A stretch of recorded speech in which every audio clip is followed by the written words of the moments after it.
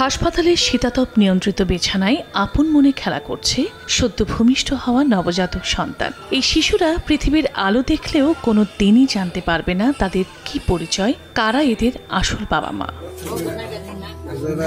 বলছি টাঙ্গাইলের বাসাইলে এক সপ্তাহের ব্যবধানে ফেলে দেয়া দুই নবজাতক সন্তানের কথা। গত ৮ জুলাই উপজেলার হাবলা ইউনিয়নের একটি মসজিদের সামনে এক অটোরিকশা চালক একটি বাচ্চার কান্নার শব্দ শুনতে পান। পরে খোঁজ করে দেখেন শপিং ব্যাগের ভেতরে একটি নবজাতক রয়েছে।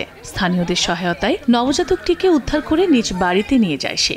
সেদিন রাতেই বিষয়টি স্থানীয় ইউপি চেয়ারম্যান ও ইউপি সদস্যকে জানানো হয়। পরে উপজেলা নির্বাহী কর্মকর্তা ও সমাজসেবা কার্যালয়ে বিষয়টি অবগত করা হয়। এরপর ওই নবজাতককে চিকিৎসার জন্য মঙ্গলবার দুপুরে উপজেলা স্বাস্থ্য কমপ্লেক্সে নেওয়া হয়।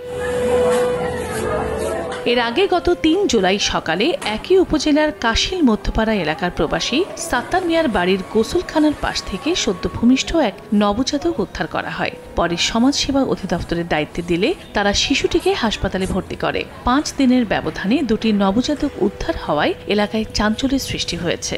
নগদের কাছে সব গ্রাহকই প্রিয়, তাই তো সারা দেশে ক্যাশ আউট চার্জ সবচেয়ে কম।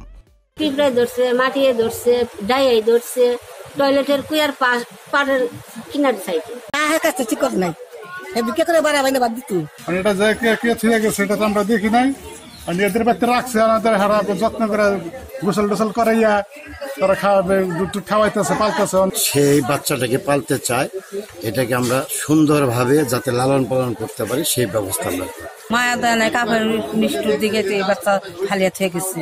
এদিকে শিশু দুটি নিয়ে গণমাধ্যমে সংবাদ প্রচারের পর অন্তত 12টি পরিবার দত্তক নিতে জেলা প্রশাসক বরাবর আবেদন করেছেন। সকল আবেদনকারী নবজাতকদের নামে দিতে চান জায়গা জমি, সম্পত্তি, ফ্ল্যাট বাড়ি ও নগদ টাকা, স্থাবর অস্থাবর সম্পত্তি। সে আমার গর্ভেই হোক কিংবা আমি যেখান থেকে পেয়ে থাকি না কেন, আমার যা কিছুই থাকবে সেটা তার। আমার 2টা ফ্ল্যাটের অংশ আছে, আমি একটা ফ্ল্যাট আমার বাচ্চার নামে দিয়ে দেবো ওটা এখনই। আর আমার 9 লাখ টাকার একটা এফডিআর আছে, ফিক্সড ডিপোজিট আছে, ওই টাকাটা আমি তাকে দেবো। 10 লক্ষ টাকা করছিলাম আর 20% জমি আমাকে যদি দেওয়া হয় ওনাকে ছেলের নামে লিখে দেবো।